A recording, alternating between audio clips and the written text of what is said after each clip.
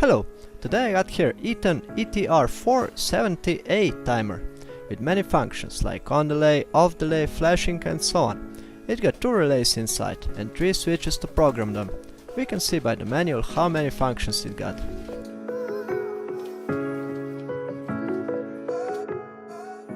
I will use them to make auto power off for the soldering station at work. That's why I'll use €100 worth timer. For home use I would choose some off delay like that for $5. Okay, my idea is to make auto power off for our old but gold Whaler soldering station at work. There are many workers and here and there someone, including me of course, forgot to turn it off, so it can run even for days, which means a lot of destroyed soldering tips. With that timer we will trigger the power supply to a soldering station and then it will auto cut off the power in the time we'll set. To try the off delay function I just need to power supply the timer. It got options to power them from 24 to 240 volts, AC or DC, and that's an awesome function of that timers. So just plug line to A1 and neutral to A2 and the timer working.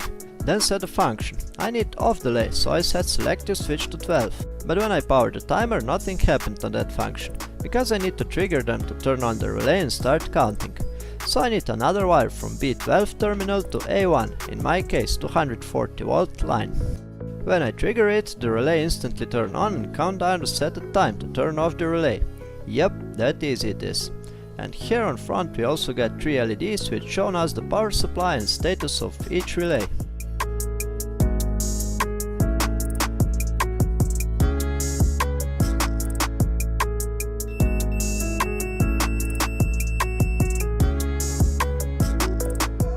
Now I just need to connect all together and put into 3D printed housing I designed to fit the timer, fancy button to trigger, and because I only got 12 volts button, I need also a small transformer, just to power the LED on the button, which will glow only when there will be power on output.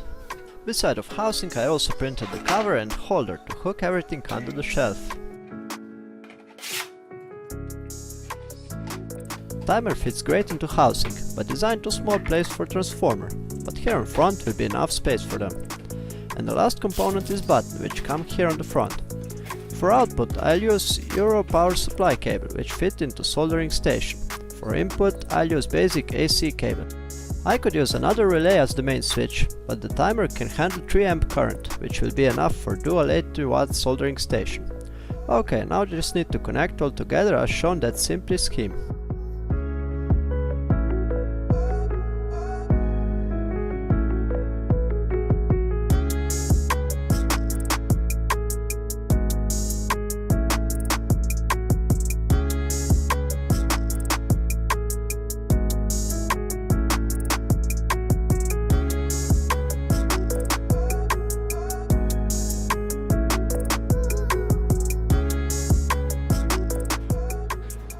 Everything is connected now and ready to test.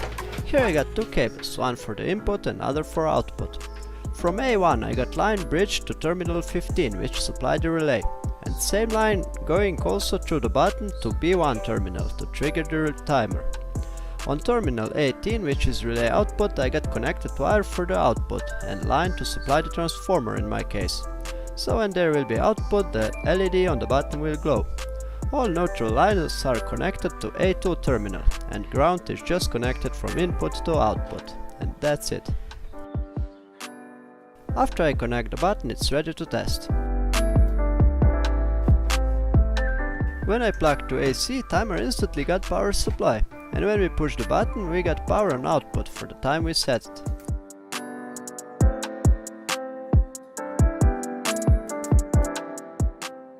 It worked like I expected, so all I need to do now is insulate the transformer and install everything into box. Before screw the cover, I set the timer to 30 minutes, which should be enough for many work with soldering station. Otherwise just push the trigger button anytime. If we press them before the time expires, it will reset the time and start counting down from the beginning.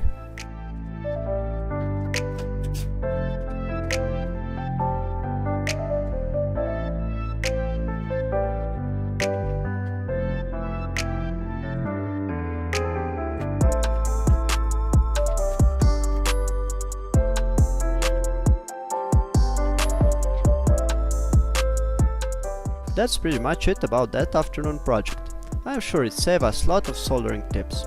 When I leave my home workshop, I always completely turn off the power, otherwise I'll definitely make that auto power off also for my soldering station. Thanks for watching, like, share and subscribe if you like, and see you next time.